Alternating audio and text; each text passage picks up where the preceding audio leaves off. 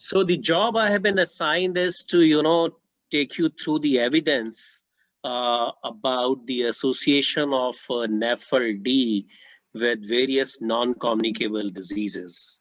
Uh, I think you heard, I think, previous two speakers very elegantly telling you that, yes, fatty liver disease or non-alcoholic fatty liver disease, what we are talking today, is no doubt a liver disease, which can have just fat in the liver, can have inflammation, what we call it as NASH.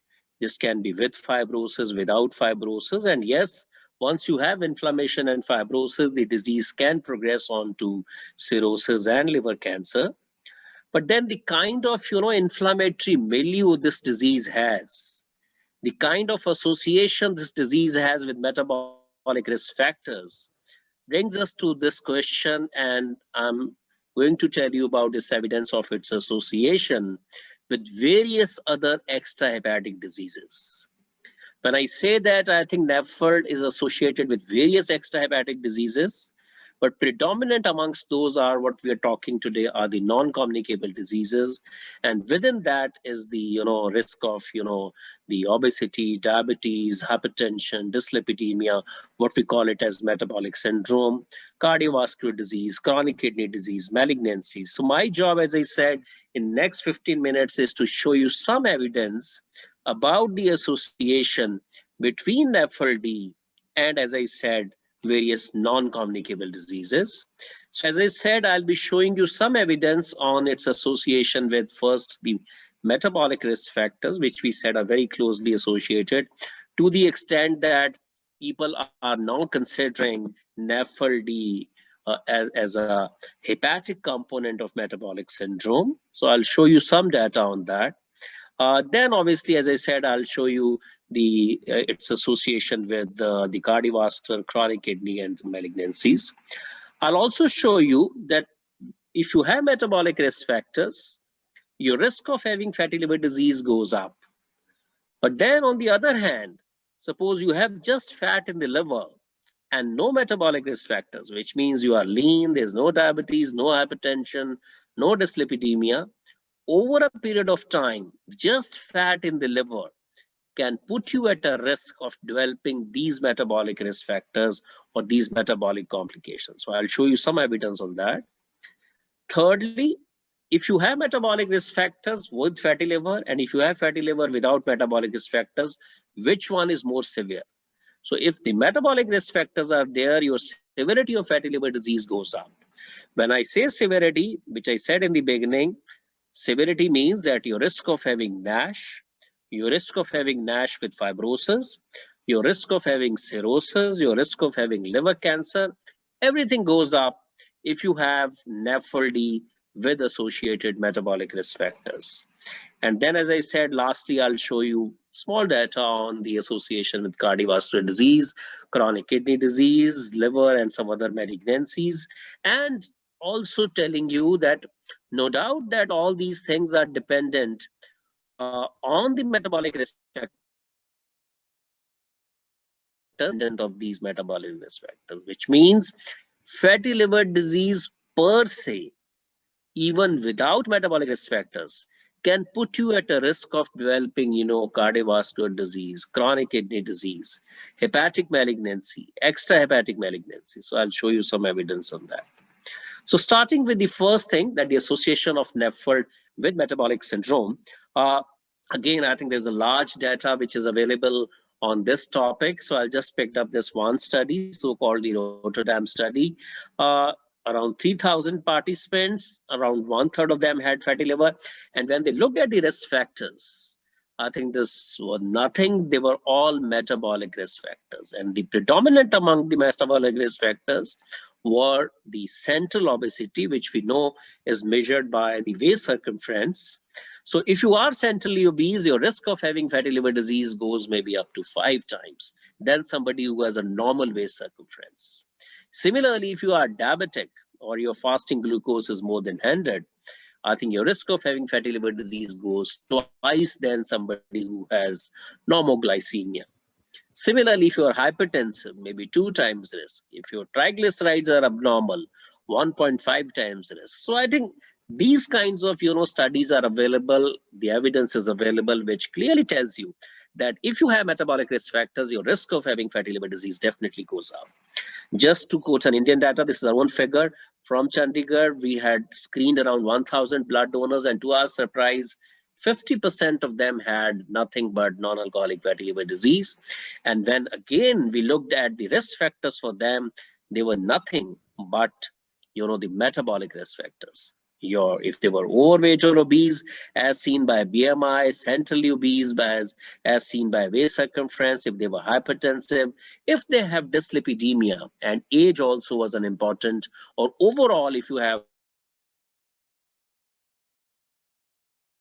metabolic syndrome, puts you at a risk and becomes an independent predictor of having fat in the liver. So I think this is very well understood now. Now, the second question which I said is, how about the prevalence of NAFLD in patients with the metabolic syndrome? For example, if you take patients with the metabolic syndrome, what is the prevalence of fatty liver in them? So again, I have, for the sake of time, I have picked up this very large meta-analysis. This is from Dr. Zubair Yunusi's group from US, who has done, I think, one of the maximum works in fatty liver disease globally. And this is the meta-analysis of around 80 studies across 20 countries, around 50,000 patients with type 2 diabetes. And you heard from the previous speakers that if you look at the overall prevalence of fatty liver disease in general population, it's close to around 25 to 30%. But then, as I said, the figures could be variable. But when they looked at these diabetics, the prevalence of fatty liver disease was close to 56%. So again, telling us that if you have metabolic risk factors, may it be diabetes, may it be hypertension, dyslipidemia, and if the combination is there, your risk of having fatty liver disease goes up. More the components of metabolic syndrome, more is the risk of fatty liver disease. More the components of metabolic syndrome, more is the risk of having severe fatty liver disease. I think that's, again, I'll show you some data on that. This is again the Indian data from down south Chennai, from Dr. V. Mohan's group, who does a lot of work on diabetes. So they had picked up these 540 subjects, and NAFLD was seen in around 1/3. When they divided them into those with diabetes and without diabetes, again in diabetics, the prevalence of fatty liver disease was again close to 55% versus 22% in those who had normal blood glucose.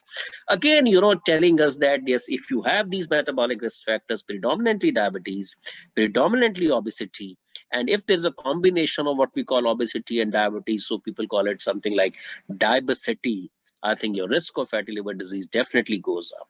Not only the risk of fatty liver, the severe fatty liver risk also goes up. Now, suppose you have patients, those who have metabolic risk factors, may it be diabetes, hypertension, dyslipidemia, obesity, and you look at their liver and there is no fat in the liver. This can happen. Somebody could be what you call the metabolically healthy, obese, but metabolically healthy, right? So there's no fat in the beginning, but then over a period of time, again, there is a data that if you look at these individuals, also they are at a higher risk of developing fatty liver disease. If somebody has only one component of metabolic risk factor, he's still at 2 times risk of developing fatty liver disease on a long term. And if they have 2 components, maybe 3 times. If you have 3 components, maybe 4 times the risk. So as the components of metabolic risk factors increase, your risk of fatty liver disease, even on the long term, actually goes up. So I think that's another very important information. Now, suppose you take patients of NAFLD, which actually come to us as hepatologists in liver clinics, say with the incidental detection of fatty liver or incidental detection of rise in transaminases. They come to your clinic in hospital, or they come to physicians, say maybe at a medical college level where you have a department of medicine or pediatrics, right? And a patient of fatty liver comes to you. Now, if you want to look at metabolic risk factors in them, what is the prevalence in them? So again, I think for the sake of time, I have picked up this one of the largest, data from our country. And this is our consortium in India, what we call it as Indian Consortium on Non-Alcoholic Fatty Liver Disease, so-called ICON-D. This is a real life ongoing study And this year only in the Asia Pacific meeting, we had presented this interim analysis. We are close to now 6,000 patients we have collected in this study, but this data is on around 4,300 patients. And if you look, my aim here is to show you that when we looked at various metabolic risk factors in all these patients, so the entry point in this study was fatty liver disease, non-alcoholic fatty liver disease, right? So when we looked at, the metabolic risk factors, but for around 10-11%, those who were so-called lean means normal BMI. For Asians, which you just heard, less than 23. Only 10-11% had normal BMI. Otherwise, rest all were overweight or obese. So close to 90% people are overweight or obese, even in this country, those who have fatty liver disease. And when we looked at the various metabolic risk factors, which was available in around 3,500 patients, this data, at least one metabolic risk factor was present in 93% of them. So either it could be, and the most common amongst that was, the central obesity, which, is a part and parcel of, metabolic syndrome, which was present in 83% of people. And overall metabolic syndrome, which if you follow different criteria, and one of the commonest criteria which are followed are known as the adult treatment panel 3 criteria. So ATP 3 criteria. So if you have 3 or more components, you call it as metabolic syndrome, and that was present in 43% of our patients with fatty liver disease. Now, I think again, telling you about another evidence about its association, and that is about, suppose you have a patient with fatty liver disease today, and there are no metabolic risk factors, which I said. So you have fatty liver disease. The earlier I had shown you that you have metabolic risk factors, and there is, sorry, the other way around. So here I'm showing you that you have, for example, fatty liver disease, but no metabolic risk factors. So what happens to the risk of metabolic risk factors on long term? So this is one study, which is, with a little longer follow-up of mean follow-up of around 13 years, small number of patients, but they were all biopsy proven, NAFLD and NASH. So mean follow-up was around 13 years. So in the baseline, when they looked at, they found that only around 8-9% of them had diabetes. But when they followed up them for 13 years, at the end of 13 years, around 80% of these patients had either, frank diabetes or maybe impaired glucose tolerance. So this, study tells us that even if you just start with fatty liver and no metabolic risk factors, over a period of time, just fat in the liver puts you at a risk of developing fatty liver disease.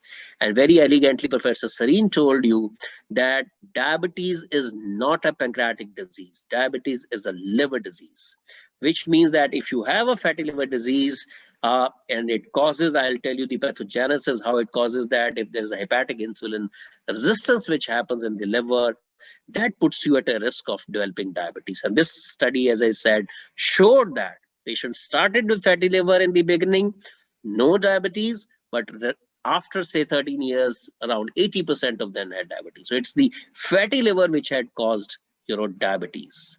And there are n number of studies, which have looked into this, the occurrence of what we call the incident diabetes in patients with fatty liver disease. Large number of studies, and this is not only for diabetes. There's a huge data for all metabolic risk factors. May it be dyslipidemia. And this is one table which I'm showing you for hypertension. You start with fatty liver, no hypertension. Over the years, your risk of hypertension goes up. Your risk of having dyslipidemia goes up. And risk of, metabolic syndrome goes up. And this is, what we call the bidirectional link. Bidirectional link means that if you have metabolic risk factors, your risk of fatty liver is high. So if you have fatty liver, your risk of metabolic syndrome is high. So there's a bidirectional link, which is happening in these patients. The last point is about, as I said, about the severity of fatty liver disease in patients with metabolic syndrome. As I said, those who have metabolic risk factors, they tend to have more severe liver disease. More severe liver disease in fatty liver disease is more of NASH, more of inflammation, more of fibrosis, more of cirrhosis, more of liver cancer, and more of extrahepatic diseases, chronic kidney disease, chronic, cardiovascular disease, stroke, malignancies, everything goes up if you have metabolic risk factors with fatty liver disease versus fatty liver disease without metabolic risk factors. Again, I have picked up the same, meta-analysis, which I said, showed you in the earlier. So in the same study, when they looked at the prevalence of NASH and advanced fibrosis in patients with diabetes, I think this was much higher than what you normally see in general population. Around 37% of these patients had NASH. NASH, as I said, is a severe form of fatty liver disease, which has a propensity to progress on to cirrhosis, progress on to liver cancer. And also around 17% of them had advanced fibrosis. And in hepatology, when we say advanced fibrosis, this means F3 or F4. Which is bridging fibrosis and cirrhosis. They all both constitute, advanced fibrosis. So around 17% of these diabetics already had, advanced fibrosis. So if you have diabetes or metabolic risk factors, as I said, your risk of severity of having, liver disease goes up. And this again has been shown by many studies that if you have, fatty liver disease with these metabolic risk factors, your risk of, fibrosis progression is dependent on metabolic risk factors like diabetes, BMI, LDL, insulin resistance, hypertension, diabetes. So I think all these, very, very important in determining. And I'll just show you one more study. This is again from Baylor's School of Medicine, US, from Dr. Fasia Kamal's group, where they have shown that your risk of having cirrhosis and liver cancer in patients with fatty liver disease goes high if you have these metabolic risk factors and different combinations. For example, if you have a combination of diabetes, obesity, hypertension, and dyslipidemia, you are at a 2.5 times higher risk of, developing cirrhosis and maybe 6 times higher risk of developing liver cancer. So I think, again, stressing upon the point that if you have metabolic risk factors, the severity of fatty liver disease also goes up. What is the pathogenesis? I think that was again beautifully explained to you earlier by Professor Serena. I think again, in fatty liver disease, the insulin resistance is happening at various levels. The most important is if you are eating much and you're getting obese, your adipose tissue, get insulin resistant, your muscles are, kind of insulin resistant. So what happens is, because of increased, insulin resistance at the adipose tissue level, insulin is not able to keep the fat in the adipose tissue. So there occurs what we call the increased lipolysis, which means an increased delivery of free fatty acids from the adipose tissue, which is the actual seat of, these fatty acids. From there, it goes into the liver. So there's increased delivery of, free fatty acids from the adipose tissue into the liver, because there's an insulin resistance happening at the adipose tissue level. There's also increased synthesis of, fat in the liver, which is known as de novo lipogenesis. And if you're consuming increased amount of calories and fat, that also adds on to the fat in the liver. And once you have fat in the liver, and that fat in the liver, by acting at various, molecular mechanisms, PKC, NF-kappa beta, and JNK, and other, molecular mechanisms, leads on to insulin resistance in the liver. So there's a hepatic insulin resistance which happens, and because of this, the normal function of the insulin, which you again heard, is to keep the glucose levels or glucose production in the liver under control, so that there is a normoglycemia which is maintained. But once you have insulin resistance happening at the liver level, because of that, the insulin is not able to control, or the liver is not able to control this glucose production, and this leads on to hyperglycemia, which leads on to hyperinsulinemia, and end result is the pancreas gets kind of burnt out, and that leads on to diabetes and various other complications. I mean, this again shows that so not only diabetes, this leads on to, because there's increased fat, so increased delivery of fat from the liver into the circulation in the form of triglycerides, and the HDL goes down. There's a endovascular injury which is happening. So that can lead on to hypertension, that can lead on to cardiovascular disease. So I think this is a kind of, bidirectional link which is happening. Finally, what is the relationship between the various malignancies and the cardiovascular and the chronic kidney disease?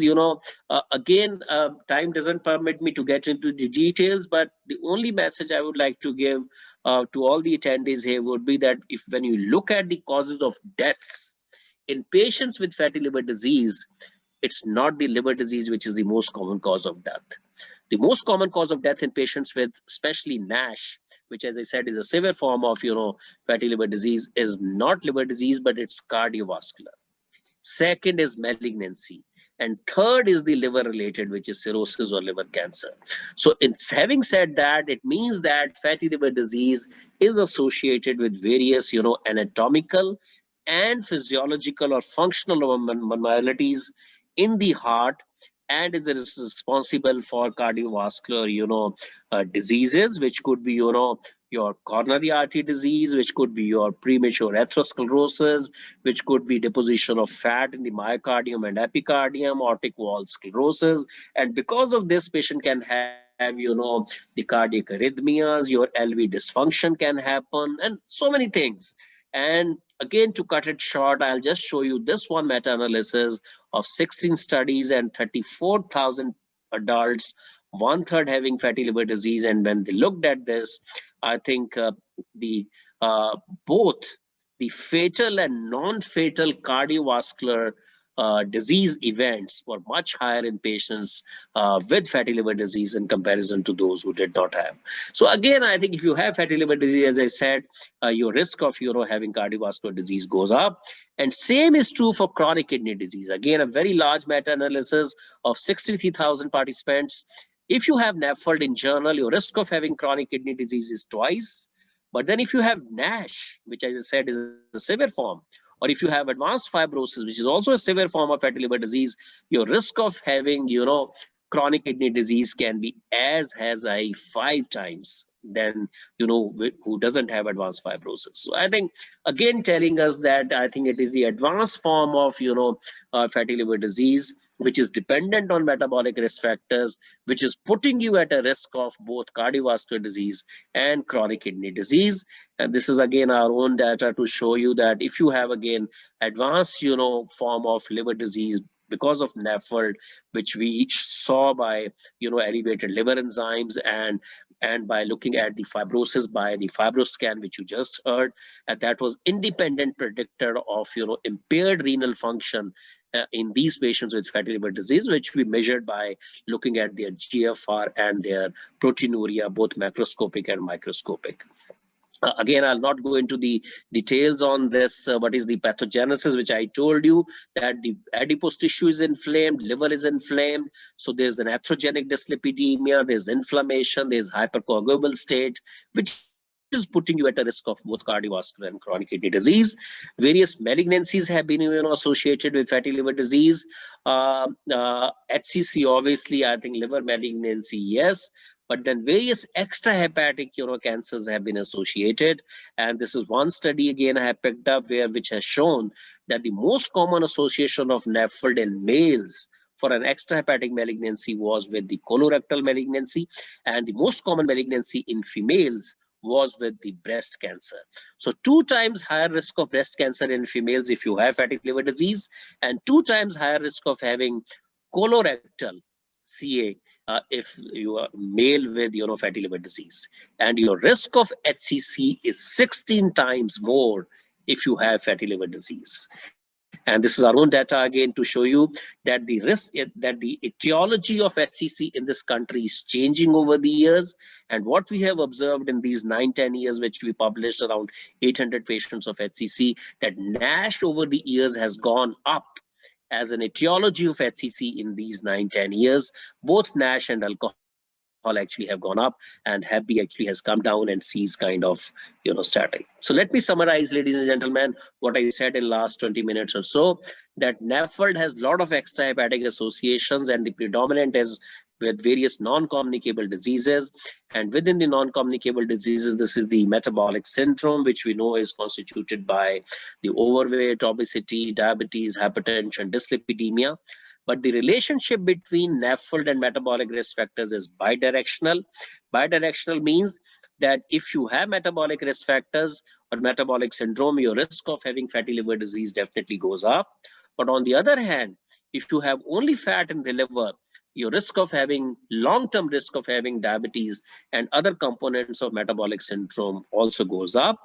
Uh, Metabolic risk factors in patients with fatty liver disease increases the severity of liver disease, which means more of NASH, more of fibrosis, more of cirrhosis, more of liver cancer if you have metabolic risk factors with fatty liver disease. Pathogenesis, I told you, is because of the insulin resistance, which is happening at various levels. And because of this relationship, patients with NAFLD are at a higher risk of cardiovascular events, chronic kidney disease, malignancies, and this could be independent of these metabolic risk factors.